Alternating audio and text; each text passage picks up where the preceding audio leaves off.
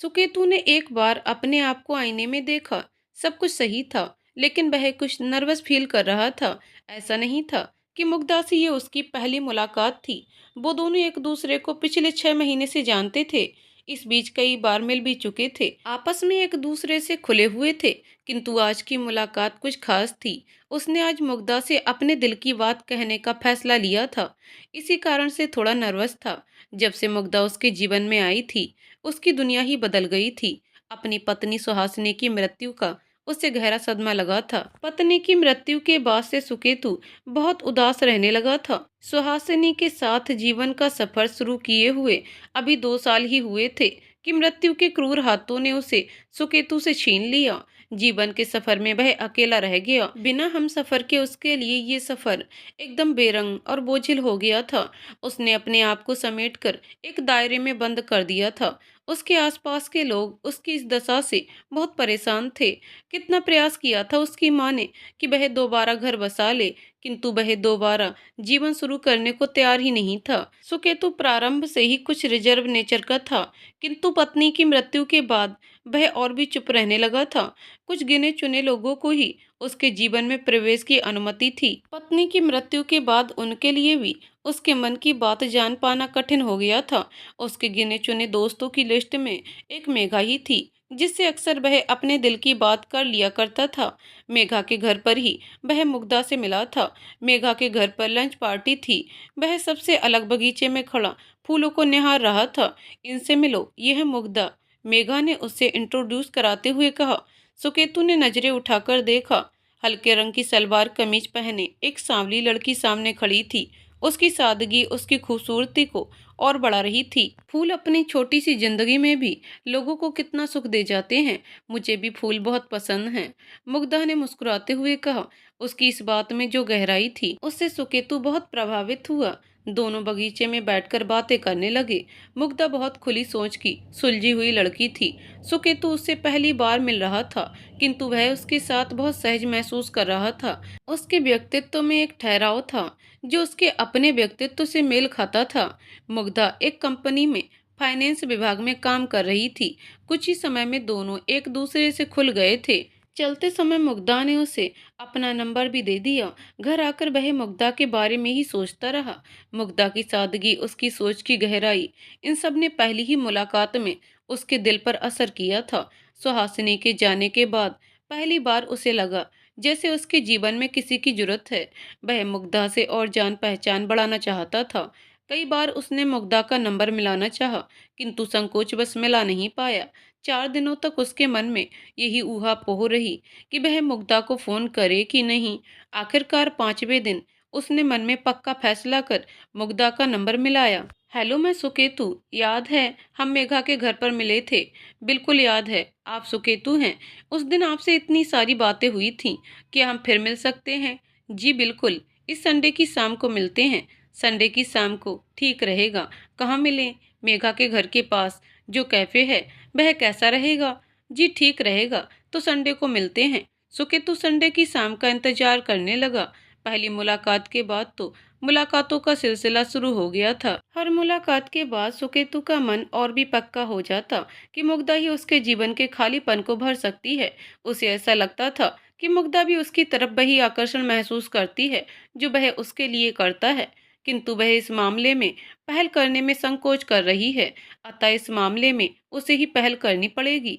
अपने आप को पूरी तरह तैयार करने के बाद उसने आज की मुलाकात तय की थी। वो दोनों अपने पसंदीदा रेस्टोरेंट में मिले। मोमबत्ती की मध्यम रोशनी में मुग्धा के चेहरे पर अलग ही आभा दिखाई पड़ रही थी। मुग्धा उसे आज कुछ अधिक आकर्षक लग रही थी। सुकेतु पूरे आत्मविश्वास के साथ मुग्धा से बोला, मेरी पत्नी सुहासिनी के जाने के बाद मैं बहुत अकेला हो गया था। माँ ने बहुत कोशिश की कि मैं दोबारा घर बसा लूं, किंतु मेरा मन इस बात के लिए राजी नहीं हुआ। पर जब से तुम मेरी जिंदगी में आई हो, मुझे महसूस होने लगा है कि वो तुम ही हो जो मेरे जीवन में खुशियां ला सकती हो। क्या तुम मेरी जिंदगी का उजाला बनोगी? अपनी बात कहकर सुकेतु मुग्धा के जवाब का इंतजार करने लगा। उसकी बात सुनकर मुग्धा खामोश हो गई। उसकी इस खामोशी ने सुकेतु के दिल की धड़कनें बढ़ा दी। क्या हुआ मुग्धा, तुम कुछ बोलती क्यों नहीं हो? कुछ और क्षणों तक चुप रहने के बाद मुग्धा ने कहा, सुकेतु, पिछले कई महीनों से हम मिल रहे हैं। तुम्हारे रूप में मुझे बहुत अच्छा दोस्त मिला। मैं तुम्हारे साथ खुलकर बातें करने लगी। इस बीच मैंने अपने प्रति तुम्हारे आकर्षण को महसूस भी किया। दरअसल मैं खुद तुमसे इस बारे में बात करना चाहती थी। कहते हुए मुग्धा कुछ पलों के लिए रुकी, अपने मन के भावों को व्यवस्थित कर फिर बोली, सुकेतु, तुम्हारे जैसा जीवन साथी मिलना किसी भी लड़की के लिए सौभाग्य की बात होगी, पर मेरा भाग्य इतना अच्छा नहीं है। मैं तुम्हारी हमसफर नहीं बन सकती हूँ। उसकी बात सुनकर सुकेतु गंभीर हो गया। तुम मेरी हमसफर क्यों नहीं बन सकती हो? क्योंकि मैं शादीशुदा हूँ। मुग्धा की ये बात सुनकर सुकेतु चौंक गया। इतने दिनों में मुग्धा ने ये बात कभी नहीं बताई थी। तुम यही सोच रहे हो ना कि मैंने इतने दिनों से ये बात तुमसे क्यों छुपाई? सुकेतु चुप रहा। वो इसलिए क्योंकि मैं डरती थी कि तुम्हारे जैसा दोस्त कहीं मुझसे दूर ना हो जाए। मैं जिस मनोदशा से गुजर रही थी, मुझे एक दोस्त की सख्त जरूरत थी। उस दिन मेघा की लंच पार्टी में तुम मिल गए। तुमसे बात करके लगा कि तुम मेरे अच्छे दोस्त बन सकते हो, इसलिए मैंने पहली मुलाकात में ही अपना नंबर दे दिया। सुकेतु मुग्धा की बात सुन रहा था। वह आगे बोली, पहली मुलाकात के बाद मुझे पूरा यकीन हो गया कि तुम ही मेरे सच्चे दोस्त बन सकते हो। जब भी मैं तुमसे मिलती थी, ये यकीन और भी पक्का हो जाता था। साथ ही साथ ये डर भी बढ़ता जाता था कि कहीं मैं तुम जैसे दोस्त को खो ना बैठूं। मुग्धा कुछ पलों के लिए रुकी, एक बार सुकेतु की तरफ देखा। वह शांत भाव से मुग्धा की बात सुन रहा था। इस बीच मुझे इस बात का एहसास हो गया था कि तुम मुझसे प्रेम करते हो। कई बार मैंने चाहा कि तुमको सारी बात सच सच बता दूं, लेकिन हिम्मत नहीं जुटा पाई। पर आज जब तुमने मिलने के लिए बुलाया, तो मैं समझ गई थी कि तुम क्या चाहते हो। मैं भी आज सब कुछ सच बता देने के इरादे से ही आई थी। अपनी बात कहकर मुग्धा चुप हो गई। सुकेतु भी सोच में डूबा था। कुछ पलों तक दोनों के बीच मौन पसरा रहा। मुग्धा की सच्चाई जानकर सुकेतु के मन में हलचल मच गई थी। कई तरह के सवाल उसके मन में उठ रहे थे। उसने गंभीर स्वर में मुग्धा से कहा, तुम अगर मेरी भावनाओं से परिचित थी, तो तुमने पहले ही इस रिश्ते को आगे बढ़ने से क्यों नहीं रोक दिया? सिर्फ इसलिए कि तुम मेरी दोस्ती नहीं खोना चाहती थी, या कोई और बात थी? सुकेतु के इस सवाल से मुग्धा ऐसे सकपका गई जैसे कि उसकी चोरी पकड़ गई हो। खुद को संभाल कर बोली, दरअसल मैं भी तुमको चाहती हूँ। सुकेतु पहले ही उसके मन की बात जान चुका था। वह बोला, ये तो मैं पहले ही जानता था, तभी तो आज तुमसे अपने प्रेम का इजहार करने आया था। पर मुझे तुम्हारे विवाहित होने के बारे में नहीं पता था। सुकेतु ने अपनी नजरें उसके चेहरे पर टिका दी। पर मुग्धा, पति होते हुए भी तुम मुझे चाहती हो, ये कैसे हो सकता है? मुझे सारी बात सच सच बताओ। मुग्धा ने आसपास नजरें दौड़ाकर कहा, सब बताऊंगी, पर यहाँ नहीं, मेरे साथ मेरे घर चलो। मुग्धा जिसके साथ फ्लैट शेयर करती थी, वह 2-3 दिनों के लिए बाहर गई हुई थी। मुग्धा सुकेतु को लेकर अपने घर आ गई। यहाँ वह निसंकोच अपनी आप भी थी, सुकेतु को बता सकती थी। सुकेतु भी सब जानने को उत्सुक था कि यदि मुग्धा का पति जीवित है, तो वह यहाँ अकेली क्यों रहती है? वह कभी उससे मिलने क्यों नहीं आता? उन दोनों के रिश्ते में वह कौन सी दरार है जिसके कारण मुग्धा उसके होते हुए भी उसे चाहती है? मुग्धा को भी सुकेतु के मन में उठ रहे सवालों का अंदाजा था। वह बस सोच ही रही थी कि अपनी कहानी कहाँ से शुरू करे। बहुत सोचने के बाद उसने अपनी कहानी बताना शुरू किया। एमबीए करने के बाद मुग्धा को एक अच्छी कंपनी में जॉब मिल गई। वह बहुत खुश थी, अपने जॉब और दोस्तों में मस्त थी। उसके मम्मी पापा चाहते थे कि अब तो वह अपने पैरों पर खड़ी हो गई है, यही सही समय है कि वह अपने विवाह के बारे में सोचे। वह उस पर जोर डाल रहे थे कि यदि उसने किसी को चुन रखा हो तो उन लोगों को बता दे, यदि कोई नहीं है तो उन्हें अपनी पसंद बता दे, वह उसके अनुसार उसके लिए लड़का ढूंढ लेंगे। मुग्धा ने अभी तक शादी के बारे में कुछ नहीं सोचा था, अतः उसने अपना जीवन साथी चुनने का फैसला मम्मी पापा पर छोड़ दिया। उसके मम्मी पापा ने सौरभ के साथ उसका रिश्ता तय कर दिया। सौरभ अपने पिता तथा बड़े भाई के साथ अपना रियल एस्टेट बिजनेस संभालता था। मुग्धा के मम्मी पापा चाहते थे कि शादी के पहले वह सौरभ को जान ले। शादी से पहले जो 1-2 मुलाकातें हुई, उसमें सौरभ उसे एक भला इंसान लगा। दोनों की शादी हो गई। सौरभ के घर आने के बाद कुछ दिन तो रस्मों रिवाज निभाने में बीत गए। उन लोगों को आपस में मिलने का समय कम ही मिल पाया। लेकिन जब सारी रस्में समाप्त हो गईं, तब मुग्धा और सौरभ एक दूसरे के नजदीक आने लगे। धीरे धीरे दोनों एक दूसरे को जानने लगे। सब ठीक चल रहा था। दोनों अपने हनीमून पर जाने की तैयारी कर रहे थे। पर बिजनेस में कुछ समस्या आ जाने के कारण दोनों अपने हनीमून पर नहीं जा सके। बिजनेस की समस्या दूर हो जाने के बाद परिवार के एक करीबी रिश्तेदार की मृत्यु हो गई। टलते टलते आखिरकार शादी के 8 महीने के बाद दोनों 1 महीने की छुट्टी मनाने एक छोटे से हिल स्टेशन पर गए। एक हिल स्टेशन सौरभ को बहुत पसंद था। ये जगह बहुत खूबसूरत थी, पर लोगों की भीड़ कम होती थी। सौरभ ने यहाँ एक कॉटेज किराए पर ले लिया था। वहां पहुंचकर मुग्धा और सौरभ दोनों ही बहुत खुश थे। बहुत इंतजार के बाद उन्हें एक दूसरे को सही तरह से जानने का मौका मिला था। वहां साथ में बिताया हर लम्हा उन्हें और अधिक नजदीक ला रहा था। कुदरत की सुंदरता के बीच दोनों एक दूसरे के साथ का मजा लेते थे, दर्शनीय स्थलों पर घूमने जाते थे। उनके कॉटेज के पास ही एक और बंगाली जोड़ा रह रहा था। उनके साथ मुग्धा और सौरभ की दोस्ती हो गई। उनके साथ भी दोनों अच्छा वक्त बिताते थे। सौरभ ने यहाँ एक रेस्टोरेंट ढूंढ लिया था। मुग्धा और सौरभ अक्सर अपनी शाम वहीं बिताते थे। इस रेस्टोरेंट ने love is in the air night का आयोजन किया था। मुग्धा और सौरभ ने भी इस इवेंट में भाग लिया। वहां से लौटने में बहुत देर हो गई थी। सुबह जब मुग्धा की आंख खुली तो उसे थकावट महसूस हो रही थी। वह कुछ और देर सोना चाहती थी, जबकि सौरभ रोज की तरह उसके साथ वॉक पर जाना चाहता था। मुग्धा ने उसे बताया कि आज वॉक पर जाने का उसका मन नहीं है, वह अकेले ही वॉक पर चला जाए। सौरभ उसे आराम करने के लिए छोड़कर वॉक पर चला गया। जब मुग्धा की नींद खुली तो उसने देखा कि 9 बज गए हैं। अब तक तो सौरभ लौट आया होगा, ये सोचकर वह नीचे आई। उसने हॉल, किचन, गार्डन सब जगह देखा, पर सौरभ कहीं नहीं था। मुग्धा ने फौरन सौरभ को फोन मिलाया, लेकिन वह स्विच ऑफ था। मुग्धा घबरा गई, कहीं वह मिस्टर और मिसेस चटर्जी के पास ना हो। ये सोचकर वह उनके कॉटेज पर पहुंची। उन्होंने बताया कि उन लोगों ने सुबह उसे अकेले वॉक पर जाते तो देखा था, पर वह यहाँ नहीं आया। ये सुनकर मुग्धा रोने लगी। मिसेस चटर्जी ने उसे तसल्ली दी। दोनों पति पत्नी उसके साथ सौरभ को ढूंढने के लिए तैयार हो गए। तीनों रास्ते में सौरभ के बारे में लोगों से पूछ रहे थे। किसी को भी सौरभ के बारे में कोई जानकारी नहीं थी। मुग्धा ने उस चाय वाले से भी बात की, जहां बाग से लौटते समय दोनों चाय पीते थे। उसने बताया कि आज सौरभ चाय पीने तो आया था, पर उसके बाद क्या हुआ उसे कुछ नहीं पता। सब तरफ से मायूस होकर तीनों लोग पुलिस के पास गए। मुग्धा ने घर फोन कर उन लोगों को सारी बात बताई। सब लोग बहुत परेशान हो गए। जल्द ही सौरभ के घर वाले वहां पहुंच गए। उन्होंने अपनी जान पहचान का इस्तेमाल कर पुलिस पर सौरभ को ढूंढने के लिए जोर डलवाया। पुलिस ने भी सौरभ को ढूंढने के लिए पूरा जोर लगाया, पर उनके हाथ एक भी ऐसा सूत्र नहीं लगा जिससे सौरभ के बारे में कोई सुराग मिल सके। कुछ दिनों तक वहां ठहरने के बाद सौरभ के घर वाले मुग्धा के साथ लौट आए। कई महीने बीत गए, पर सौरभ का कुछ पता नहीं चला। मुग्धा बहुत दुखी थी। अभी तो उसके विवाहित जीवन की शुरुआत हुई थी। इस हादसे ने उसकी दुनिया ही बदल दी। सौरभ के गायब होने के वक्त वही उसके साथ थी। पुलिस ने अपनी जांच के दौरान उससे तरह तरह के सवाल पूछे थे। क्या उन लोगों के बीच कोई झगड़ा हुआ था? क्या दोनों इस शादी से खुश नहीं थे?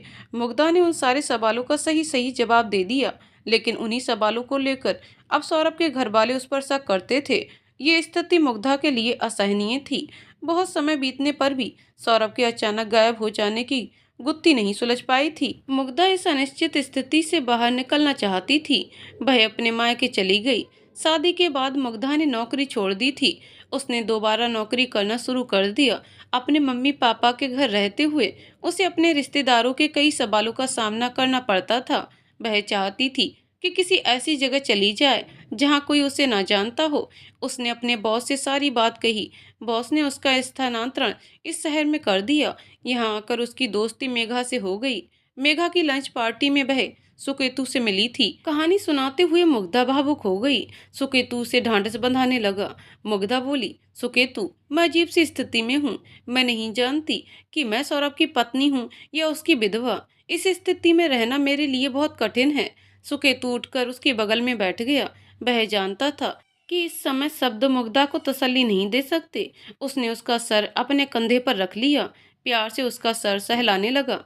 कुछ देर ऐसे ही बैठे रहने के बाद मुग्धा सीधे होकर बैठते हुए बोली, तो जो था वह मैंने तुम्हें बता दिया। हमारी कहानी ऐसी जगह पर है जहाँ से आगे बढ़ने का रास्ता नजर नहीं आता। अब तुम सोच लो क्या करना है। मुग्धा, मैंने तो पहले ही बताया था कि सुहासिनी के जाने के बाद मैंने अपने आप को सबसे काट कर एक दायरे में बंद कर लिया था। मैं अकेलेपन की कैद में था, लेकिन तुम उस दायरे को पार कर मेरे पास आ गईं। मैंने तुम्हारे साथ आगे बढ़ने का फैसला किया। मेरी किस्मत इस राह पर भी आकर अटक गई, लेकिन इस बार मैं अकेला नहीं, तुम साथ हो। मैं इस मोड़ से आगे बढ़ने की राह देखने तक इंतजार करूंगा। लेकिन सुकेतु, ये जरूरी तो नहीं कि हम इस मोड़ से आगे बढ़ पाएं। मेरे कारण तुम क्यों इस असमंजस में रहना चाहते हो? तुम किसी और के साथ आगे बढ़ सकते हो। मुग्धा, मेरे जीवन में जल्दी ही कोई प्रवेश नहीं कर पाता। तुमने किया है तो मैं तुम्हें छोड़ूंगा नहीं, आखिरी तक साथ निभाऊंगा। हर कहानी अंजाम तक पहुंच ही जाती है, हमें भी आगे की कोई राह मिल ही जाएगी। तब तक इसी मोड़ पर खड़े होकर एक दूसरे का साथ निभाएंगे। सुकेतु ने मुग्धा की तरफ देख प्रश्न किया, तुम मेरे साथ इंतजार करने को तैयार हो? सुकेतु, मैं भी बहुत समय से अकेली असमंजस के इस मोड़ पर खड़ी थी, अकेलेपन से उकता चुकी थी। जब तुम्हारा साथ मिला, इंतजार तो मैं भी कर रही हूँ कि इस मोड़ से आगे बढ़ूं। अब तुम साथ हो तो इंतजार आसान हो जाएगा। मैं तो बस तुम्हारे बारे में सोचकर परेशान थी, क्या हमें इस मोड़ से आगे बढ़ने की राह मिलेगी? अभी कुछ कह नहीं सकता हूँ, पर कोई राह तो होगी ही। मैं तुम्हें यकीन दिलाता हूँ कि हर स्थिति में तुम्हारे साथ खड़ा रहूंगा। उसकी बात सुनकर मुग्धा की आंखें फिर नम हो गईं। इस बार वह उठी और सुकेतु को गले लगा लिया। कुछ देर तक दोनों उसी हालत में बैठे रहे। कमरे में पूरी तरह सन्नाटा था। मुग्धा और सुकेतु मौन रहकर एक दूसरे को संबल दे रहे थे। अचानक कुछ याद कर मुग्धा बोली, सुकेतु, बहुत देर हो गई, तुम्हें भूख लगी होगी। रेस्टोरेंट में हमने केवल कॉफी पी थी। सुकेतु ने अब महसूस किया कि सचमुच उसे भूख लग रही थी। मुग्धा उठकर खड़ी हो गई। मैं सैंडविच बनाकर लाती हूँ, सुकेतु ने उसे रोकते हुए कहा। रहने दो, फोन से खाना ऑर्डर कर देता हूँ। सुकेतु ने खाना ऑर्डर कर दिया। मुग्धा वॉशरूम में फ्रेश होने चली गई। जब वह लौटकर आई तो उसने बात आगे बढ़ाई, तुमने क्या सोचा है? कोई उपाय निकल सकता है हमारे एक होने का? देखो मुग्धा, सौरभ लापता है, कोई नहीं कह सकता कि वह जीवित है या मृत। कानूनी मामला है। मेरा एक दोस्त वकील है, उससे मिलकर पूछता हूँ, शायद कोई उपाय निकल आए। दोनों मिलकर आने वाले भविष्य की संभावनाओं पर विचार करने लगे। तभी कॉल बेल बजी। खाने की डिलीवरी आई थी। मुग्धा और सुकेतु खाना खाने लगे। खाते हुए सुकेतु सौरभ के गायब होने के बारे में सोच रहा था। मुग्धा, एक बात बताओ, मुग्धा, सौरभ को लापता हुए कितने दिन हो गए? तीसरा साल है। आखिरी बार सौरभ के केस में अपडेट कब लिया था तुमने? जब मैं सौरभ के घर में थी तो समय समय पर पुलिस तफ्तीश के बारे में उन लोगों से पूछती रहती थी, पर मैंने महसूस किया कि उन्हें मेरी पूछताछ पसंद नहीं। इसलिए वह मुझे इस बात का एहसास कराने लगे कि जो हुआ उसके लिए मैं दोषी हूँ। वहाँ का माहौल मुझे रहने लायक नहीं लगा। मैं मम्मी पापा के घर चली गई। वहाँ से भी मैं अपनी पूछताछ करती रहती थी। उनका वही जवाब होता था, जब कुछ पता चलेगा बता देंगे। साल भर पहले जब मैं यहाँ आ रही थी तब आखिरी अपडेट लिया था। जवाब वही था। मुग्धा, पुलिस की तहकीकात में कुछ तो सामने आया होगा। सौरभ अचानक कैसे गायब हो गया? पुलिस को एक सीसीटीवी फुटेज हाथ लगी थी। चाय वाले की दुकान से आगे बढ़ने पर सड़क बाईं तरफ मुड़ जाती है। वहीं एक दुकान के बाहर लगे कैमरे में सौरभ किसी आदमी से बात करते दिखा था, लेकिन कैमरे के एंगल के कारण उस आदमी की शक्ल दिखाई नहीं पड़ रही थी। पुलिस ने अंदाजा लगाया कि कोई 40-45 साल का आदमी था। बात करते हुए सौरभ उसके साथ आगे बढ़ गया, जिससे कैमरे की जद के बाहर हो गया।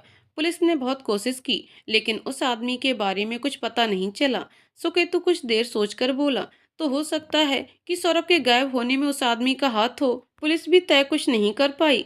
फुटेज देखने से लग रहा था कि वह आदमी सौरभ से कुछ पूछ रहा हो। पुलिस का मानना था या तो वह आदमी सचमुच सौरभ के किसी चीज के बारे में पूछ रहा था, सौरभ उसे वह चीज या जगह दिखाने के लिए उसके साथ आगे बढ़ गया हो, या तो उस आदमी ने इस बहाने से सौरभ को किडनैप कर लिया हो। मुग्धा, अगर सौरभ को किडनैप किया गया होता तो उसके घर वालों के पास फिरौती की मांग के लिए कॉल आती, पर तुमने तो ऐसा कुछ नहीं बताया। इसका मतलब उस शख्स ने उसे किडनैप नहीं किया। हाँ, पुलिस का भी यही मानना था, इसलिए ये मान लिया गया कि वह आदमी सौरभ से कोई जानकारी चाहता होगा। इसके बाद मुग्धा और सुकेतु दोनों ही चुप हो गए। सुकेतु ने तय किया कि जल्द ही अपने वकील दोस्त से मिलकर इस मामले में क्या हो सकता है पता करेगा। मुग्धा को इस बात का आश्वासन देकर कि वह आगे की राह निकालने के बारे में सोचेगा, सुकेतु अपने घर चला गया। सुकेतु अपने दोस्त दर्शन के ऑफिस में बैठा था। इस वक्त दर्शन किसी और क्लाइंट के साथ व्यस्त था। सुकेतु बाहर बैठा अपनी बारी की प्रतीक्षा कर रहा था। करीब 10 मिनट के बाद दर्शन ने उसे अंदर बुलाया। इंतजार करवाने के लिए माफी चाहूंगा, वो पुराने क्लाइंट थे, इसलिए मना नहीं कर सकता था। कुर्सी पर बैठते हुए सुकेतु बोला, कोई बात नहीं, मैंने भी आखिरी समय में वक्त मांगा था। दर्शन ने उससे उसके आने का कारण पूछा। सुकेतु ने सारी बात विस्तार से बता दी। सब जानने के बाद दर्शन कुछ देर सारी स्थिति पर विचार करता रहा। भाई सुकेतु, मामला तो पेचीदा है, क्योंकि पुलिस ये साबित नहीं कर पाई है कि सौरभ जिंदा है या नहीं, तो कानून उसे जीवित ही मानेगा। इस तरह से मुग्धा तब तक तुमसे शादी नहीं कर सकती जब तक सौरभ इस दुनिया में नहीं है। इस बात को प्रमाणित कर दिया जाए। यदि ऐसा ना हो सके तो इस दशा में 7 साल तक इंतजार करना पड़ेगा। इस बीच यदि सौरभ नहीं लौटा या उसके विषय में कोई खबर नहीं मिली तो कोर्ट में अर्जी दी जा सकती है कि सौरभ को तलाशने की सारी कोशिशों के बाद भी उसका कोई पता नहीं चल सका, अतः उसे मृत घोषित किया जाए। ये अर्जी देने वाले को प्रमाणित करना पड़ेगा कि लापता को खोजने के सारे प्रयास किए गए हैं।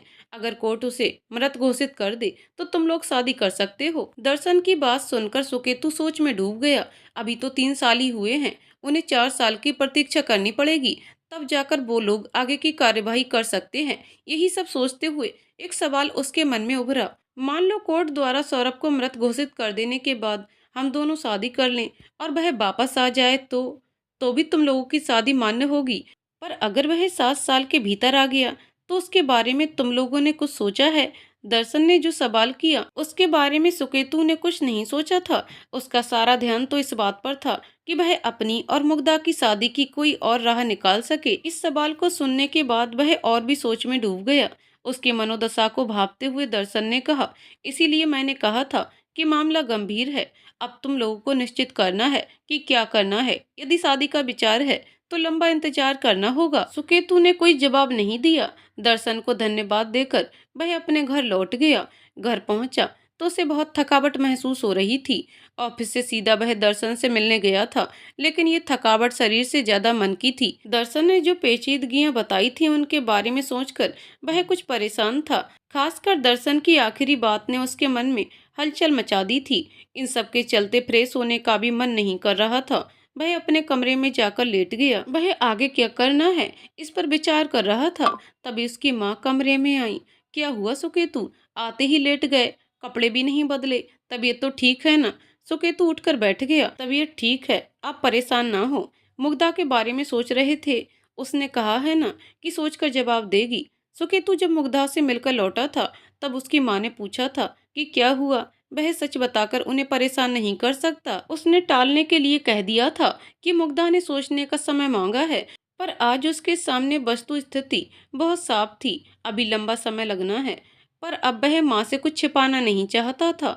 उसने अपनी माँ को सारी बात सच सच बता दी। सारी बात सुनने के बाद उसकी माँ ने कहा, इतने दिनों तक भगवान से प्रार्थना की कि तुम्हारा घर दोबारा बस जाए तो मैं भी निश्चिंत होकर मर सकूं। भगवान ने मेरी प्रार्थना सुनी भी, तो इसी बीच में ये विघ्न आ गया। लगता है कि मेरी किस्मत में ही नहीं है कि मैं चैन से मर सकूं। सुकेतु अपनी माँ के दुख को समझ रहा था। वह तो दुनिया की दूसरी माँओं की तरह अपने बेटे को खुश देखना चाहती थी, लेकिन वह भी मुग्धा को नहीं छोड़ सकता था। उसने अपनी माँ को समझाने का प्रयास किया। मम्मी, आपने तो देखा है कि सुहासिनी के जाने के बाद मेरा क्या हाल था। केवल ऑफिस जाने के लिए घर से निकलता था, घर लौटकर अपने कमरे में पड़ा रहता था, किसी से भी मिलता जुलता नहीं था। लेकिन मुग्धा के आने से सब बदल गया। मुग्धा ने ही मुझे अपने बनाए पिंजरे से बाहर निकाला है। अब मैं उसे नहीं छोड़ सकता हूँ। ठीक है बेटा, जो तुम्हें ठीक लगे, किंतु बहुत धैर्य से काम लेना होगा। अभी तो शुरुआत है, कहीं ऐसा ना हो कि बाद में मुश्किल हो। अपनी बात कहकर माँ ने सुकेतु को खाना खाने के लिए आने को कहा। सुकेतु उन्हें दुखी नहीं करना चाहता था, इसलिए इच्छा न होने के बावजूद कपड़े बदलकर खाने चला गया। खाना खाने के बाद जब वह दोबारा अपने कमरे में आया तो माँ की कही बात दिमाग में घूम रही थी। अभी तो शुरुआत है, ऐसा ना हो बाद में मुश्किल हो। सुकेतु समझ रहा था कि ये इंतजार आसान नहीं होगा। ऐसा नहीं था कि मुग्धा को लेकर अपनी भावनाओं के प्रति उसके मन में किसी तरह की कोई दुविधा थी। मुग्धा के लिए अपने प्यार को लेकर उसका मन पक्का था। हाँ, पर जैसा माँ ने कहा था कि बहुत धैर्य रखने की जरूरत होगी, इंतजार के अतिरिक्त और कोई उपाय भी नहीं था। उसने एक बार फिर अपने मन को सारी परिस्थितियों के लिए मजबूत कर लिया। वह सोच रहा था कि मुग्धा को सारी बात किस तरह बताए, कैसे उसे धैर्य बंधाए जिससे वह परेशान ना हो। ये सब सोचते हुए उसके विचारों की धारा दूसरी तरफ बहने लगी। आखिर ऐसी क्या बात है कि पुलिस इतने दिनों से सौरभ के बारे में कुछ पता नहीं लगा सकी? उसके परिवार वालों की समाज में प्रतिष्ठा है, रसूखदार लोगों से जान पहचान है, फिर भी उनकी तरफ से कोई खास प्रयास नहीं किए गए। कौन हो सकता है जो सीसीटीवी फुटेज में उसके साथ दिखा था? क्या सौरभ के अतीत में कुछ ऐसा था जिसके कारण किसी की उसके साथ दुश्मनी रही हो? ऐसे बहुत सारे सवाल उसके मन को मथने लगे। इन्हीं विचारों में गोते लगाता हुआ वह सो गया। अगले दिन संडे था। नाश्ते के बाद सुकेतु ने मुग्धा को फोन कर मिलने की इच्छा जताई। क्योंकि मुग्धा की फ्लैटमेट लौट आई थी, इसलिए तय हुआ कि दोनों सुकेतु के घर पर ही मिलेंगे। मुग्धा ने कहा कि वह दोपहर तक आ जाएगी। सुकेतु मुग्धा की राह देखने लगा। सुकेतु ने जानबूझकर मुग्धा को अपने घर पर मिलने बुलाया था। अब तक मुग्धा और उसकी माँ एक दूसरे से नहीं मिली थीं। दोनों ने सिर्फ सुकेतु से एक दूसरे के बारे में सुना भर था।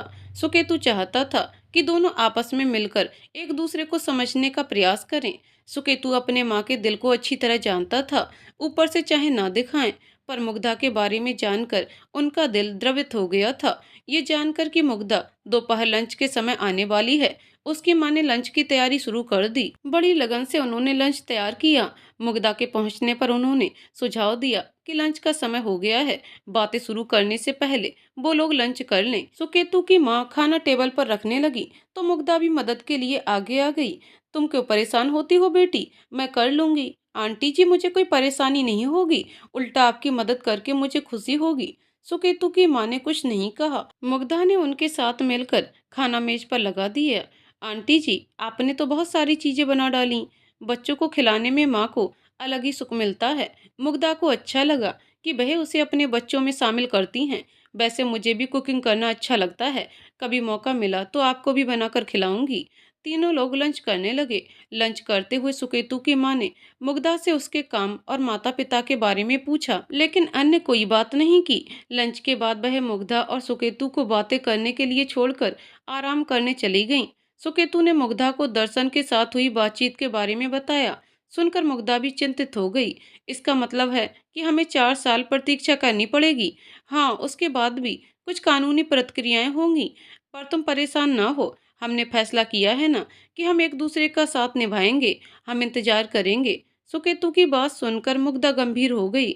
मुग्धा, तुम यही सोच रही हो ना कि ये इंतजार तो लंबा है, आगे ना जाने क्या होगा। दर्शन ने भी एक संभावना का जिक्र किया है। कैसी संभावना? सुकेतु कुछ ठहर कर बोला। अगर इस बीच में सौरभ वापस आ जाए। आरंभ में मुग्धा प्रार्थना करती थी कि सौरभ सही सलामत लौट आए। जैसे जैसे वक्त बीतता गया और सौरभ का कोई पता नहीं चला, तो उसकी उम्मीद धूमिल पड़ने लगी। अब उसकी सोच दो दिशाओं में भागती थी। कभी ये सोचती थी कि सौरभ जल्दी लौट आए, तो कभी निराश होकर उसके लौटने की उम्मीद छोड़ देती थी। पिछले 1.5 साल से तो उसने ये मान लिया था कि अब सौरभ नहीं लौटेगा। वह चाहती थी कि जो भी हो, लेकिन असमंजस दूर हो।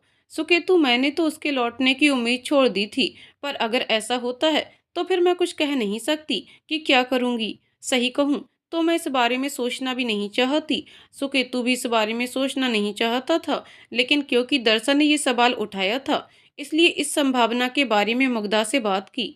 देखो, इस संभावना के बारे में कुछ भी कहना कठिन है, पर जो होगा मिलकर देखेंगे। मुग्धा कुछ सोचकर बोली, 4 साल इंतजार करने के अलावा और कोई राह नहीं है। इसके अलावा यही हो सकता है कि पुलिस सौरभ को ढूंढ ले, या अब वह जीवित नहीं है इस बात को प्रमाणित कर दे। पर पुलिस तो कुछ पता नहीं कर पाई। मुग्धा की बात सुनकर सुकेतु के मन में वह सारे सवाल घूम गए जो कल रात उसको परेशान कर रहे थे। मुग्धा, कल से मैं कुछ सवालों को लेकर परेशान हूँ। तुम्हारे ससुराल वाले तो पहुंच वाले हैं, उन्होंने अपने बेटे को खोजने की कोई कोशिश क्यों नहीं की? चुपचाप बैठ गए। वैसे मैंने पहले कभी इस तरह से सोचा नहीं, पर तुम्हारी बात ठीक है। अच्छा मुग्धा, जरा सोच कर बताओ, तुम्हें कभी भी ऐसा लगा कि सौरभ के अतीत में कुछ ऐसा है जिसे वह और उसके घर वाले छुपा रहे हों? नहीं, मैंने कभी ऐसा महसूस तो नहीं किया। जैसे मैंने बताया था कि शुरुआत के कुछ दिन बिजनेस में समस्या रही। तब तक सौरभ का अधिकांश समय अपने पापा और बड़े भाई के साथ ऑफिस में बीतता था। जब हम घूमने गए तभी सही मायनों में एक दूसरे के साथ वक्त बिताने को मिला। तब वह बड़े प्यार से पेश आता था। मैंने तो इस तरह की कोई बात महसूस नहीं की। बाद में घर वाले उसके गायब होने का जिम्मेदार ठहराना शुरू कर दिया। सुकेतु ने जो सवाल किया, उसने अब मुग्धा के मन में भी कई सवाल पैदा कर दिए। वह उन पर विचार करने लगी। सुकेतु के मन में भी बहुत कुछ चल रहा था। कुछ देर तक दोनों ही कुछ नहीं बोले। सुकेतु मन में कुछ फैसला कर बोला, मुग्धा, मुझे कुछ गड़बड़ लग रही है। हो सकता है ये सब मेरा वहम हो, पर हमें इस केस में अपनी तरफ से कोशिश करनी पड़ेगी। उसकी बात सुनकर मुग्धा को आश्चर्य हुआ। हम क्या कर सकते हैं?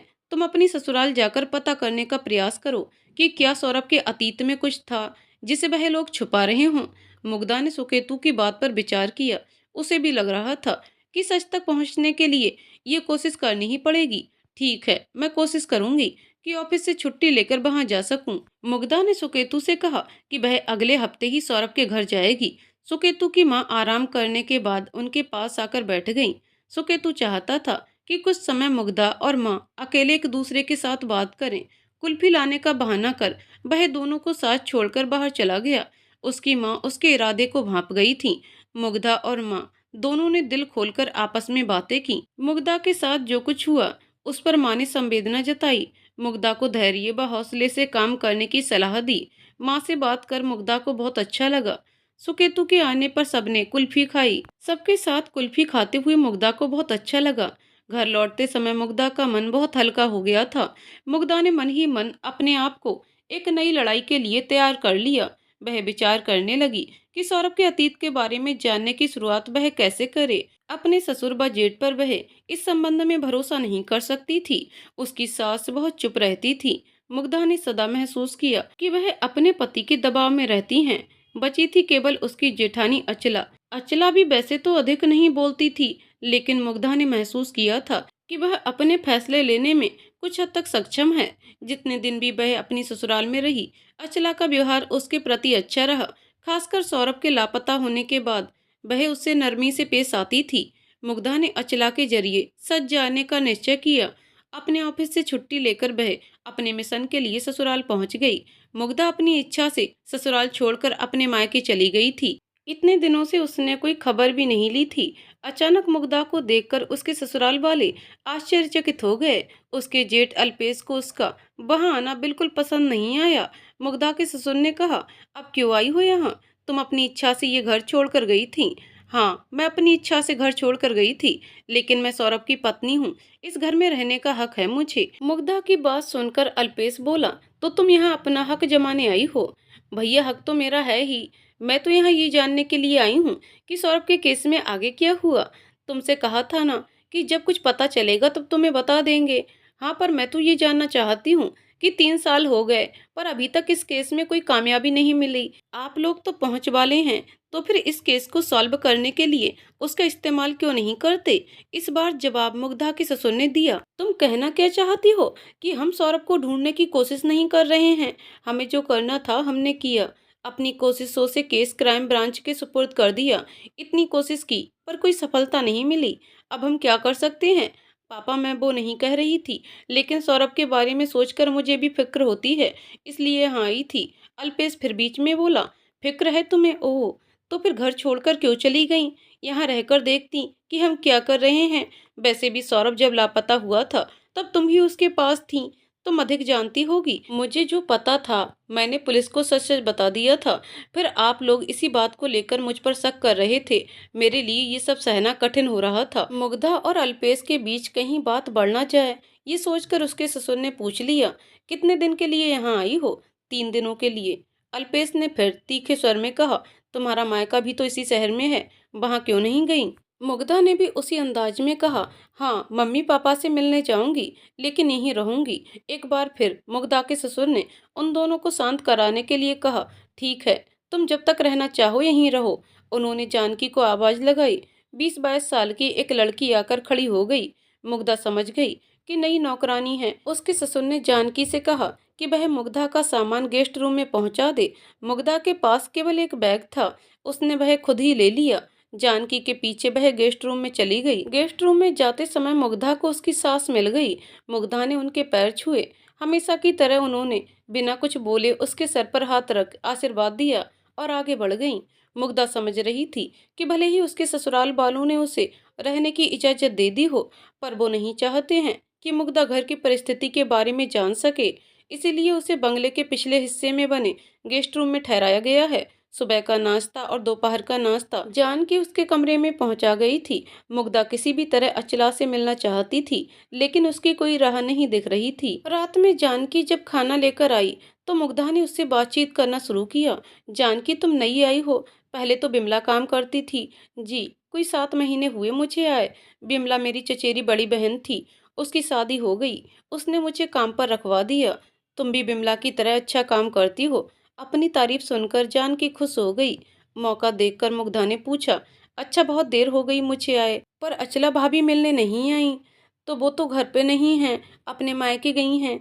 अच्छा, कब आएंगी? अगले हफ्ते। तभी जानकी अचानक बोली, साहब लोग टेबल पर बैठ गए होंगे, मैं जाती हूँ। जानकी के जाने के बाद मुग्धा परेशान हो गई। अचला से मिलना बहुत जरूरी था, पर वह तो वहां थी ही नहीं। उसे तो परसों जाना है, फिर मुलाकात कैसे होगी? खाने की टेबल पर ध्यान दिए बिना वह रूम में टहलने लगी। वह मन ही मन सोच रही थी कि क्या उसका आना बेकार जाएगा। कमरे में चक्कर काटते हुए उसके मन में एक बात आई, साथ ही होठों पर मुस्कान खिल गई। वह बैठकर इत्मीनान से खाना खाने लगी। मुग्धा टैक्सी में बैठकर अचला के घर जा रही थी। सौरभ के साथ हनीमून पर जाने से पहले एक बार वह अचला भाभी के भतीजे के मुंडन की पार्टी में सबके साथ उनके घर गई थी। उसे पता था कि अचला भाभी का घर किस मोहल्ले में है। वह टैक्सी के बाहर झांक कर स्पेशल बच्चों के स्कूल को देख रही थी। उस स्कूल से बाईं तरफ मुड़कर सड़क का आखिरी मकान अचला भाभी का था। मुग्धा सोच रही थी कि कभी कभी जो बात मुसीबत लगती है वही वरदान बन जाती है। अचला भाभी का उसकी ससुराल में ना मिलना भी ऐसा ही था। वहां वह खुलकर उनसे बात नहीं कर सकती थी, उनके मायके में वह खुलकर बात कर सकेगी। मुग्धा को वह स्कूल दिख गया। उसने ड्राइवर को बाईं तरफ मुड़ने को कहा। अंतिम मकान के गेट पर पत्थर लगा था, भाटिया हाउस। वह अपनी मंजिल पर पहुंच गई थी। मुग्धा को देखकर अचला चौंक गई। अपने पर नियंत्रण कर उसने मुग्धा का स्वागत किया। कैसी हो मुग्धा, तुम्हें मेरा घर मिल गया? ठीक हूँ भाभी, आपके भतीजे के मुंडन पर आ चुकी हूँ।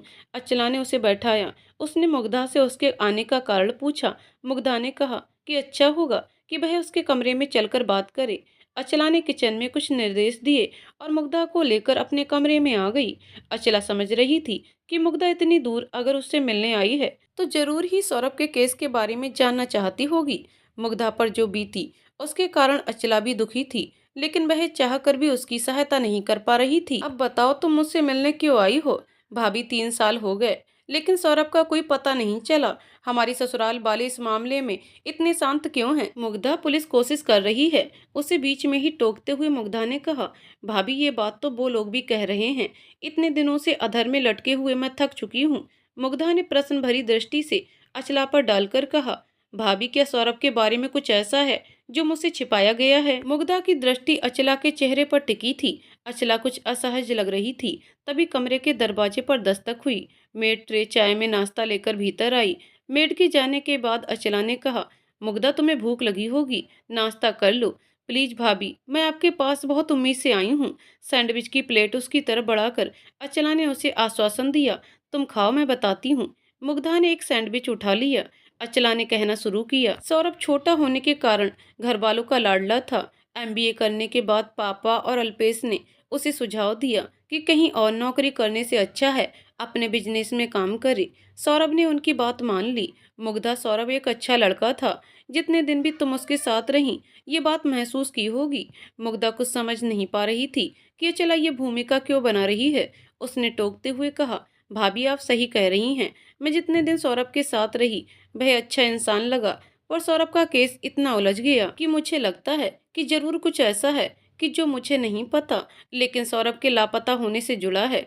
अचला कुछ देर रुककर बोली, पता नहीं कि सौरभ के लापता होने से इस बात का संबंध है या नहीं, लेकिन एक बात है जो तुम्हें नहीं पता। मुझे भी सौरभ के गायब होने के बाद ही ये बात पता चली। कौन सी बात भाभी? मुग्धा ने अचला के चेहरे पर नजर टिका दी। सौरभ ससुर जी का ही बेटा है, पर हमारी सास उनकी माँ नहीं है। ससुर जी का किसी के साथ अफेयर था, वही सौरभ की माँ थी।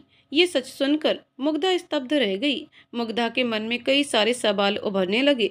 ये बात उससे और उसके माता पिता से क्यों छिपाई गई? क्योंकि सौरभ ससुर जी की जायज संतान नहीं था, इसीलिए उसे खोजने में कोई तेजी नहीं दिखाई गई। पर भाभी का तो कहना है कि सौरभ सबका लाडला था।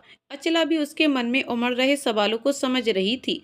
उसने आगे कहना शुरू किया, मुग्धा, मैं समझ रही हूँ कि तुम्हारे मन में क्या चल रहा है। मैं तुम्हारे सवालों का जवाब देने की कोशिश करती हूँ। अर्चना ने उसे सारी बात बताई। मुग्धा के ससुर दुर्गेश जब एक रियल एस्टेट फर्म में काम करते थे। उनके परिवार में पत्नी रमा और 3 साल का बेटा अल्पेश था। दुर्गेश वैसे तो ठीक ठाक कमा लेते थे, लेकिन वह खुद एक दिन रियल एस्टेट बिजनेस में अपनी जगह बनाना चाहते थे। दुर्गेश की फर्म में अल्पना भी काम करती थी। अल्पना का अपने पति से तलाक हो गया था। वह बेहद खूबसूरत थी। साथ काम करते हुए दुर्गेश और अल्पना एक दूसरे के प्रति आकर्षित हो गए। हालांकि अल्पना जानती थी कि दुर्गेश एक बेटे का पिता है। दोनों समय के साथ साथ एक दूसरे के नजदीक आते गए। एक दिन अल्पना ने दुर्गेश को बताया कि वह बच्चे की मां बनने वाली है। दुर्गेश ने भले ही वैवाहिक जीवन की मर्यादा का उल्लंघन किया था, किंतु वह एक अच्छे दिल का इंसान था। उसने अल्पना को आश्वासन दिया कि वह बच्चे की परवरिश की जिम्मेदारी उठाने को तैयार है। लेकिन सारी बात की भनक रमा को हो गई। अपने पति के धोखे के बारे में सुनकर रमा को बहुत बुरा लगा। रमा अल्पेश को लेकर अपने मायके चली गई। दुर्गेश को भी अपने किए पर पछतावा था। उसकी भूल ने उसका परिवार तोड़ दिया था। अपने वादे के मुताबिक दुर्गेश ने बच्चे की परवरिश का दायित्व तो ले लिया, लेकिन वह अल्पना के साथ नहीं रहता था। बच्चे के जन्म के बाद से ही अल्पना बीमार रहने लगी थी। सौरभ जब 1.5 साल का था तब अल्पना का देहांत हो गया। दुर्गेश के लिए बिन मां के बच्चे को संभालना कठिन हो रहा था। रमा के मायके की स्थिति उन दिनों ठीक नहीं थी। ऐसे में 2 और लोगों का बढ़ जाना उसके मायके वालों के लिए मुश्किल पैदा करने लगा। रमा सब समझती थी, लेकिन कुछ नहीं कर पा रही थी। स्थिति को समझ उसकी मां ने सलाह दी कि वह अपने पति के पास लौट जाए। परिवार की माली हालत सही नहीं थी। ऐसे में रमा का अपने बेटे के साथ वहां रहना उसके भाई भाभी को अखर रहा था। अक्सर बातों ही बातों में पति पत्नी रमा को एहसास दिलाते कि वह उन पर बोझ है। रमा बहुत परेशान थी, समझ नहीं पा रही थी कि क्या करे। दुर्गेश भी अपनी पत्नी और बच्चे के बिना बहुत अकेलापन महसूस करता था। वह चाहता था कि रमा उसे माफ कर घर लौट आए। इसी इच्छा के साथ वह रमा को मनाने उसके घर पहुंच गया। साथ में नन्हा सौरभ भी था। उसने रमा को समझाया कि जो कुछ हुआ उसका उसे बहुत पछतावा है। वह उसके साथ घर लौट चले। रमा अपने मायके में मिलने वाले तानों से परेशान थी। वह दुर्गेश के साथ घर लौट गई। रमा घर तो लौट आई, लेकिन अब वह दुर्गेश से खिंची खिंची रहती थी। घर का सारा काम करती, लेकिन अपने पति से बात भी नहीं करती थी। दुर्गेश को दुख होता था, पर उसे लगता था कि जो उसने रमा के साथ किया उसकी सजा उसे मिलनी चाहिए। दुर्गेश सौरभ को लेकर अधिक परेशान था। वह चाहता था कि रमा उसे अपना ले। सौरभ को अपनाने की शुरुआत अल्पेश ने की। वह सौरभ के साथ खेलता था, उसके साथ एक बड़े भाई की तरह पेश आता था। सौरभ ने जब बोलना शुरू किया तो उसे भैया कहकर बुलाने लगा। सौरभ बहुत ही चुलबुला और मासूम था। वह ऐसी हरकतें करता था जिससे रमा का ध्यान अपनी तरफ खींच सके। कभी वह काम करती हुई रमा का पल्लू पकड़कर खींचने लगता, कभी उसका हाथ पकड़ लेता, कभी जब रमा आराम करने लेटती तो उसके पास जाकर लेट जाता। रमा का दिल इन बातों से पिघल जाता था, लेकिन ऊपरी तौर पर वह गुस्सा दिखाती थी। एक दिन रमा रसोई में काम कर रही थी। अल्पेश और सौरभ खेल रहे थे। तभी रमा को सौरभ के रोने की आवाज सुनाई पड़ी। खेलते हुए सौरभ गिर गया था। उसके माथे से खून बह रहा था। दुर्गेश काम पर गया था। रमा फौरन सौरभ को लेकर डॉक्टर के पास गई। डॉक्टर को सौरभ के सर पर टांके लगाने पड़े। सौरभ सारी रात रमा की छाती से चिपका रहा। उस दिन के बाद रमा ने हमेशा के लिए उसे अपना लिया। उस दिन के बाद से सब अच्छा होने लगा। दुर्गेश को अपना बिजनेस शुरू करने में सफलता मिली। दुर्गेश को लगा कि सौरभ के आने के कारण ही ये सब हो सका। कहानी सुनाकर अचला बोली, मम्मी जी ने हमेशा सौरभ को अल्पेश से भी अधिक प्यार दिया। सौरभ सभी का चहेता था, इसलिए ऐसा मत सोचो कि उसे ढूंढने में घर वालों ने कोई कसर नहीं छोड़ी है। मुग्धा सारी बात बड़े ध्यान से सुन रही थी। अभी भी उसके मन में सवाल था, भाभी शादी से पहले हमें सौरभ के बारे में क्यों नहीं बताया गया? वो मैं नहीं जानती हूँ। ये भी हो सकता है कि किसी ने कभी सौरभ को बाहर का नहीं समझा, इसीलिए ये बात बताना जरूरी नहीं समझा। कुछ भी हो, पर तुम ये समझ लो कि हमारे ससुराल वाले दिल के अच्छे लोग हैं। मुग्धा का मन अब शांत हो गया था, लेकिन अब अचला के मन में भी एक प्रश्न खड़ा हुआ था। मुग्धा, मुझे भी एक सवाल पूछना है। मुग्धा कुछ चौंक गई, किंतु खुद पर काबू कर बोली, कैसा सवाल भाभी? पूछिए, क्या पूछना है? तुम घर छोड़कर चली गई थी, वहीं से सौरभ के बारे में पूछ लेती थी। इस बार तुम खुद ससुराल आई, मुझसे मिलने यहाँ तक आ गई। अचला उठी और मुग्धा के बगल में जाकर बैठ गई। तुमने कहा था कि अब तुम इस घर में नहीं रहना चाहती हो, आगे बढ़ना चाहती हो? क्या तुमने अपने लिए कोई नई राह और हमराही चुन लिया है? मुग्धा भौचक्का रह गई। अचला ने उसके दिल के भीतर झाँक कर देख लिया था।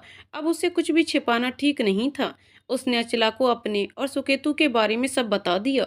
सब जानकर अचला बोली, जिंदगी कभी कभी अजीब से मोड़ पर लाकर खड़ा कर देती है। सौरभ मेरा देवर है। मैंने हमेशा उसके सही सलामत लौटने की प्रार्थना की है, पर मैं ये भी चाहती हूँ कि तुम भी खुश रहो। पर हम दोनों ही कुछ नहीं कर सकते सिवाय इंतजार के। मुग्धा को भी लगा कि अब इंतजार ही एक रास्ता बचा है। गेस्ट रूम में बैठी हुई मुग्धा सोच रही थी कि सौरभ के बारे में उसे एक बड़ी बात पता चली, लेकिन जो भी पता चला उससे केस को आगे बढ़ने में शायद ही कोई मदद मिले। स्थिति अभी भी जस की तस थी। इंतजार करने के अलावा उसके और सुकेतु के पास कोई उपाय नहीं है। मुग्धा ने मन ही मन तय कर लिया था कि लौटने से पहले वह अपने सास ससुर से पूछेगी जरूर कि उन्होंने सौरभ के बारे में इतनी बड़ी बात उससे क्यों छुपाई। एक फैसले के साथ वह अपनी सास रमा के पास पहुंची। उसे देखकर रमा ने कहा, कोई काम था तो जानकी से कह देती, यहाँ क्यों आई हो? मुझे कुछ बात करनी थी। क्यों, अचला से बात करके तो आई हो तुम? उसने सारी बात नहीं बताई। मुग्धा सोच में पड़ गई। इन्हें कैसे पता चला कि मैं अचला भाभी के पास गई थी? ज्यादा ना सोचो, तुमने जानकी से अचला के बारे में पूछताछ की थी, हमसे कुछ नहीं पूछ पाई तो अचला के पास चली गई। उन्होंने जो बताया उसी विषय में बात करनी है। यही कि सौरभ को मैंने जन्म नहीं दिया, ये बात तुम्हारे घर वालों को नहीं बताई। मुग्धा समझ गई कि अचला भाभी ने इन्हें सारी बात बता दी है। जी मुझे यही जानना है, रमा जवाब देती। उससे पहले ही मुग्धा के ससुर दुर्गेश ने कमरे में प्रवेश करते हुए कहा, तुम्हारी शिकायत जायज है मुग्धा, हमें ये बात शादी से पहले बता देनी चाहिए थी। बैठते हुए उन्होंने आगे कहा, मैं रमा का बहुत आभारी हूँ। उसने सौरभ को अपना लिया, सदा अल्पेश से अधिक प्यार दिया। सौरभ हम सभी की आंखों का तारा था। बिजनेस ज्वाइन करने के कुछ ही समय के अंदर उसने अपनी महत्वपूर्ण जगह बना ली थी। जब उसकी शादी तुम्हारे साथ तय हुई तो हम सब बहुत खुश हुए। सौरभ जैसी लड़की चाहता था तुम वैसी ही थी। सौरभ चाहता था कि तुम्हारे परिवार को सब सच बता दिया जाए, पर मुझे लगा कहीं बात बिगड़ ना जाए।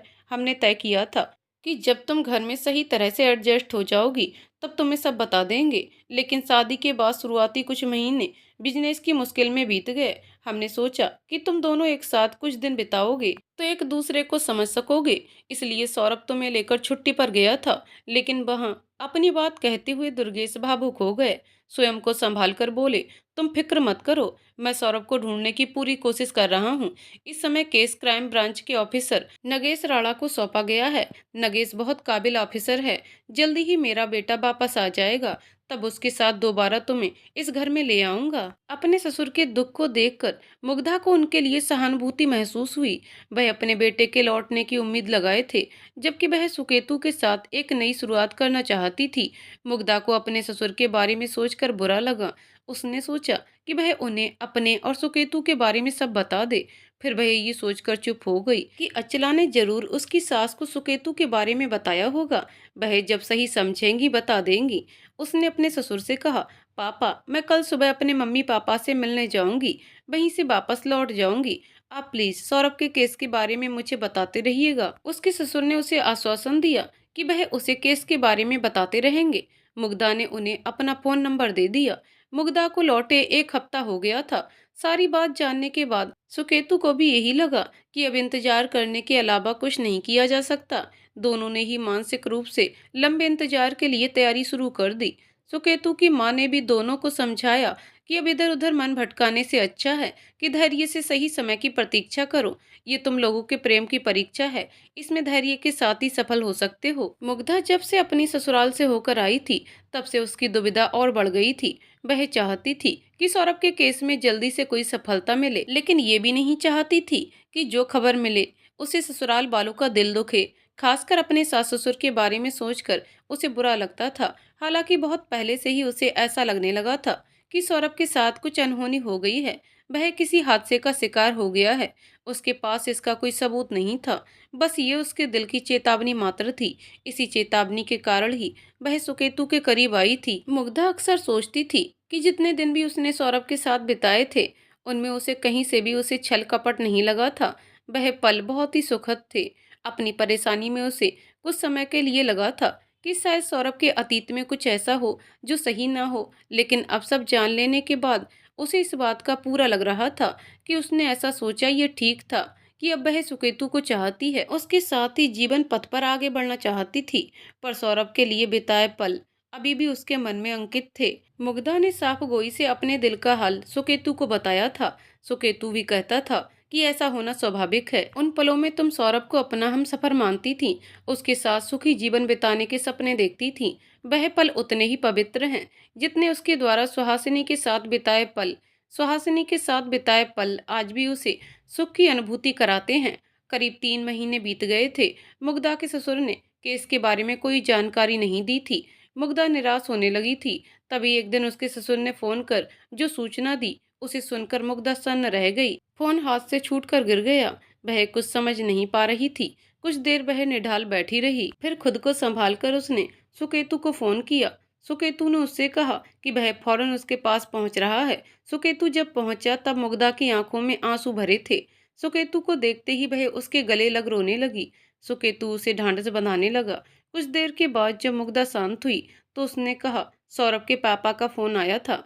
उन्होंने बताया कि सौरभ की गुमशुदगी की गुत्थी सुलझ गई है। एक नर कंकाल मिला था। डीएनए जांच से साबित हो गया है कि वह सौरभ का ही कंकाल है। कहते हुए मुग्धा फिर भावुक हो गई। सुकेतु ने उसे संभाला। पापा की आवाज में बहुत पीड़ा थी सुकेतु। मेरा कलेजा फट गया। लेकिन अंत में उन्होंने जो कहा उसे सुनकर मैं भी खुद पर काबू नहीं रख पाई। ऐसा क्या कहा उन्होंने मुग्धा? उन्होंने कहा कि वह कभी सपने में भी नहीं सोच सकते थे कि उनके अपने उनके साथ ऐसा करेंगे। ये बात सुनकर सुकेतु भी दंग रह गया। मुग्धा ने उससे कहा, मुझे जल्द से जल्द उनके पास पहुंचना है। तुम अकेली नहीं जाओगी, मैं भी तुम्हारे साथ चलूंगा। वहां मेरी जरूरत पड़ेगी। सुबह होते ही मुग्धा सुकेतु के साथ अपनी ससुराल के लिए निकल गई। बंगले के लॉन में मीडिया वाले जमा थे। दुर्गेश के मुंह के आगे कई सारे माइक लगे थे। उनके ऊपर सवालों की बौछार हो रही थी। क्या ये सच है कि आपकी पत्नी ने बड़े बेटे अल्पेश और उसकी बीवी अचला के साथ मिलकर सौरभ के कत्ल का षड्यंत्र रचा? आपका बेटा सौरभ आपकी नाजायज संतान था। सौरभ की पत्नी का क्या हुआ? सुना है आप लोगों के जुल्मों से तंग आकर उसे ससुराल छोड़कर जाना पड़ा। सवालों की इस बौछार के बीच दुर्गेश बहुत परेशान बेहाल नजर आ रहे थे। उनकी ये दशा देखकर मुग्धा का दिल पसीज गया। सुकेतु ने आगे बढ़कर दुर्गेश को संभालते हुए मीडिया वालों को डांट लगाई। आप लोगों को दिख नहीं रहा है कि इनकी क्या हालत है? अब ये किसी भी सवाल का जवाब नहीं देंगे। आप लोग जाइए भी। सुकेतु दुर्गेश को लेकर बंगले के अंदर चला गया। मुग्धा उसके पीछे भीतर आ गई। दुर्गेश को सही तरह से बिठाने के बाद सुकेतु ने पानी लाने को कहा। जानकी पानी लेकर आई तो मुग्धा गिलास लेकर अपने ससुर को पानी पिलाने लगी। पानी पीने के बाद दुर्गेश कुछ सामान्य हुए। उन्होंने सुकेतु की तरफ देखा। उनकी आंखों में सवाल था कि ये कौन है? मैं सुकेतु हूँ, मुग्धा का दोस्त। खबर सुनकर मुग्धा परेशान हो गई थी, इसलिए मैं साथ आया हूँ। दुर्गेश ने सुकेतु का हाथ पकड़कर अपने पास बिठा लिया। फिर मुग्धा की तरफ देखकर बोले, उन लोगों ने मुझे तुम्हारे विरुद्ध भड़का दिया था। उनका कहना था कि तुम्हारा शादी से पहले से ही सुकेतु के साथ संबंध था, इसलिए तुमने सौरभ को गायब करवा दिया।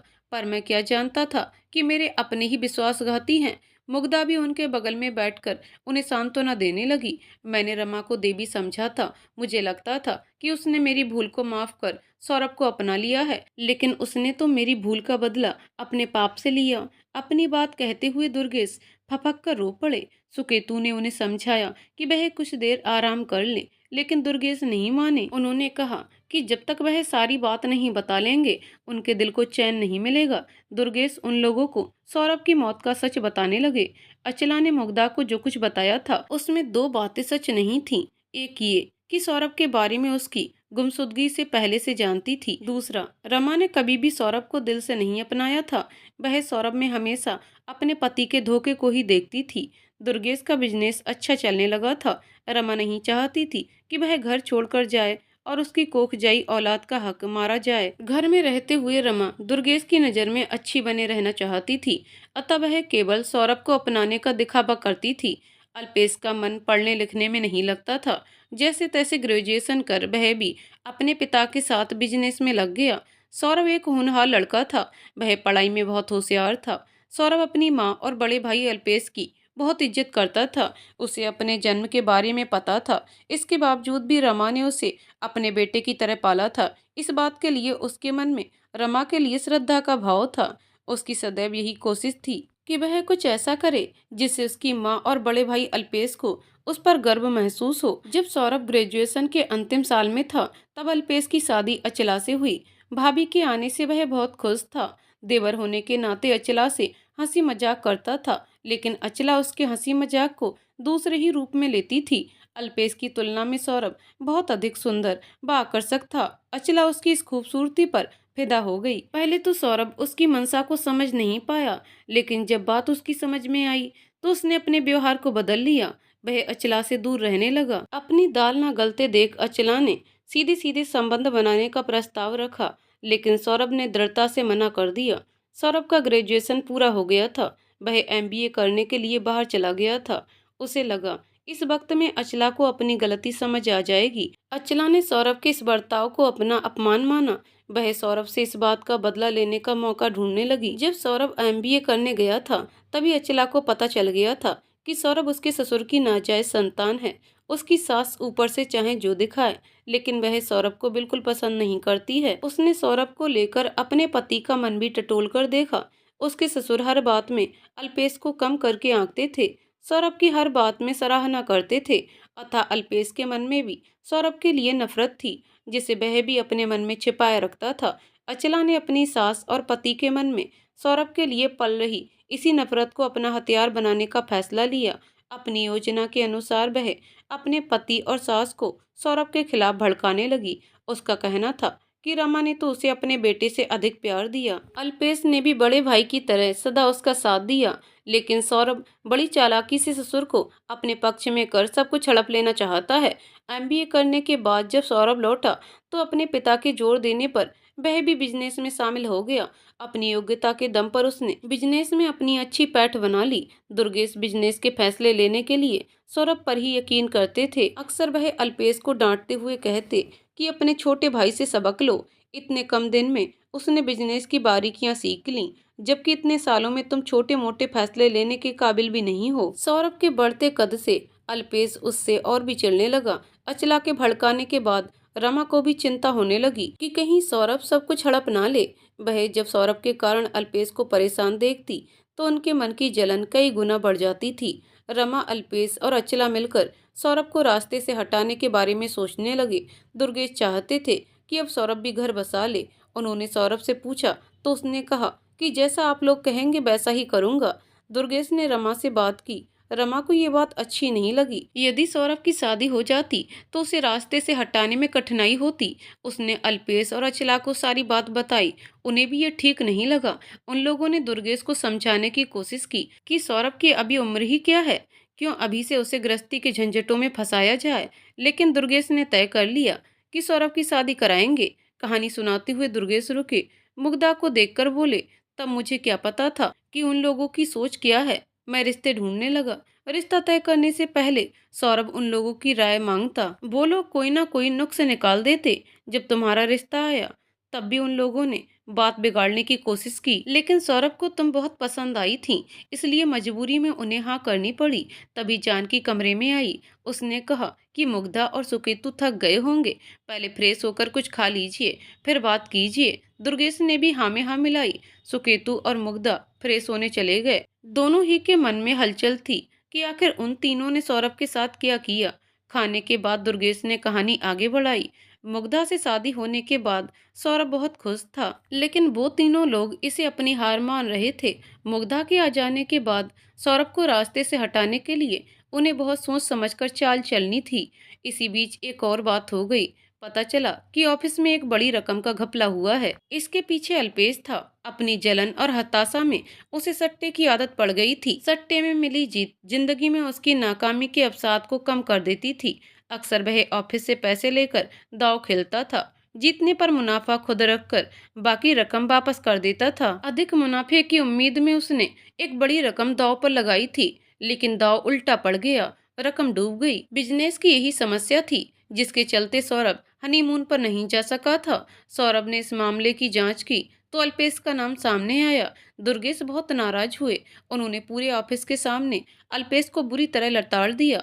इसके बाद तो अल्पेश किसी भी तरह सौरभ से बदला लेने की सोचने लगा। सट्टेबाजी की लत के चलते अल्पेश आपराधिक पृष्ठभूमि वाले कुछ लोगों के संपर्क में आया था। उनमें एक था शंभू सहाय। शंभू सुपारी लेकर लोगों की हत्या करने का काम करता था।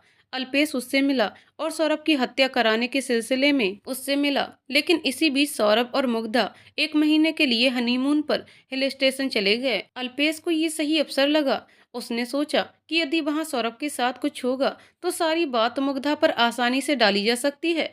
अल्पेश ने शंभू के साथ मिलकर एक प्लान बनाया। वह चाहता था कि सौरभ उसकी आंखों के सामने दम तोड़े, इसलिए उसने शंभू से कहा कि वह सौरभ को अगवा कर यहाँ ले आए, लेकिन इस बात का ख्याल रखे कि सौरभ को अगवा करते समय मुग्धा पास ना हो, ताकि वह कोई गवाही ना दे सके।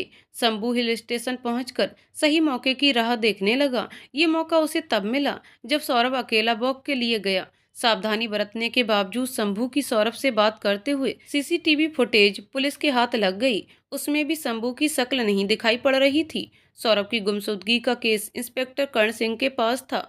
उसने फुटेज में एक बात पकड़ ली। जो आदमी दिखाई दे रहा था उसके बाएं हाथ की सबसे छोटी उंगली कटी हुई थी। कर्ण सिंह एक काबिल ऑफिसर था। उसने जिस जगह से सौरभ गायब हुआ था वहां आसपास के घरों में पूछताछ की। एक 16 साल के लड़के ने बताया कि उस दिन उसने सौरभ को एक आदमी के साथ काले रंग की कार में बैठकर जाते देखा था। कर्ण सिंह ने अंदाजा लगाया कि वह आदमी सौरभ को अगवा करके ले गया होगा।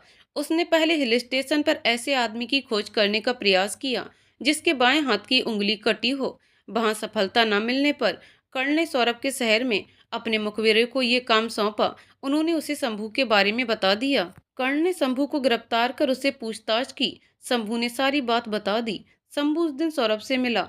उसे झूठी कहानी बताई कि कार में उसका दोस्त है जो बहुत बीमार है, वह चलकर उसकी मदद कर दे। सौरभ बात मानकर उसके साथ कार तक गया। उसने देखा कि पिछली सीट पर एक आदमी सीने पर हाथ रखे कराह रहा है। जब वह उसे देखने के लिए कार के अंदर गया तब बीमारी का नाटक कर रहे आदमी ने उसे कुछ सुंघा दिया। सौरभ बेहोश हो गया। सौरभ को नींद की दवा का इंजेक्शन दिया गया जिसके कारण वह रास्ते भर सोता रहा। शहर में पहुंचकर शंभू ने अल्पेश को फोन किया। अल्पेश ने उसे सौरभ को लेकर अपने फार्म हाउस पर आने को कहा। वहां उसने खुद अपने हाथ से सौरभ को 4 गोलियां मारी। सौरभ की लाश को फार्म हाउस में ही दफना दिया गया। कर्ण सिंह जितना काबिल ऑफिसर था उतना ही शातिर भी था। उसने शंभू को दूसरे केस में जेल भेज दिया और उसके बयान के आधार पर अल्पेश को ब्लैकमेल कर मोटी रकम वसूलने लगा। सौरभ को गायब हुए लगभग 3 साल हो गए थे। दुर्गेश का मन अब बिजनेस में नहीं लग रहा था। उन्होंने सब कुछ अल्पेश पर छोड़ दिया। सौरभ के केस में कोई सफलता न मिलने से परेशान रहे थे। उन्होंने ये केस क्राइम ब्रांच के सुपुर्द करवाने का प्रयास किया। अल्पेश ने इस काम में रोड़ा डालने की कोशिश की लेकिन सफल नहीं हो सका। केस नागेश राणा के अधीन आ गया। नागेश ने जब सौरभ के केस को स्टडी किया तो उसके अनुभव ने ये संकेत दिया कि सौरभ के गायब होने में किसी नजदीकी का हाथ है। उन्होंने सबसे पहले मुग्धा के बारे में पता किया लेकिन उन्हें कोई सुराग नहीं मिला। लेकिन जब उन्होंने परिवार के अन्य लोगों के बारे में पता किया तो अल्पेश के बारे में जो पता चला वह केस को हल करने की चाबी साबित हुआ। ये पता चलते ही कि केस क्राइम ब्रांच के ऑफिसर नागेश राणा के सुपुर्द हो गया है। कर्ण सिंह घबरा गया। उसने आखिरी किस्त के रूप में अल्पेश से एक बहुत बड़ी रकम मांग ली। उसने अल्पेश से कहा कि इसके बाद वह और पैसे नहीं लेगा, साथ ही नागेश राणा को गुमराह करने का प्रयास भी करेगा। रकम बहुत अधिक थी। अल्पेश उसका जुगाड़ नहीं कर पा रहा था, इसलिए उसने अचला को अपने मायके से मदद लाने के लिए भेजा था। वहीं मुग्धा उससे मिली थी। नागेश राणा को इस बात की सूचना मिली थी कि कर्ण सिंह अल्पेश से उसके फार्म हाउस पर मिलता रहता है। नागेश उसकी अगली मुलाकात की प्रतीक्षा में थे। जब अल्पेश रकम देने के लिए कर्ण सिंह से मिला तब नागेश ने उन्हें रंगे हाथ पकड़ लिया। अल्पेश ने गुनाह कबूल कर लिया। उसके बताए गए स्थान से सौरभ का शव निकाल कर डीएनए कराया गया। सब सौरभ का था। रमा और अचला को भी सब पता था, अतः उन्हें भी गिरफ्तार कर लिया गया। सब कुछ जान लेने के बाद सुकेतु और मुग्धा कुछ बोलने की स्थिति में नहीं थे। कुछ समय तक सब शांत रहा। दुर्गेश बहुत दुखी थे। मुग्धा उन्हें समझाने लगी कि अब वह अपने मन को शांत करने का प्रयास करें। वह बोले, क्या मिला उन लोगों को ये सब करके? खुद भी जेल में हैं। मेरी भी दुनिया उजड़ गई। मैं रमा का दोषी था। सौरभ तो निर्दोष था। सदा उसे मान सम्मान दिया, फिर उसे क्यों मारा? दुर्गेश रुके और मुग्धा के सर पर हाथ रख बोले, तुमने भी बहुत कुछ सहा है। अब सुकेतु के साथ नया जीवन शुरू करो। वह बहुत अच्छा इंसान है। सुकेतु और मुग्धा दोनों ने दुर्गेश के पैर छुए। उन्होंने दोनों को सुखी रहने का आशीर्वाद दिया। दोस्तों कहानी यहीं पर समाप्त होती है। तो दोस्तों आपको कहानी कैसी लगी कमेंट करके ज़रूर बताइएगा। कहानी पसंद आई हो तो वीडियो को लाइक शेयर करें और चैनल को सब्सक्राइब करें। कहानी को पूरा सुनने के लिए बहुत बहुत धन्यवाद दोस्तों।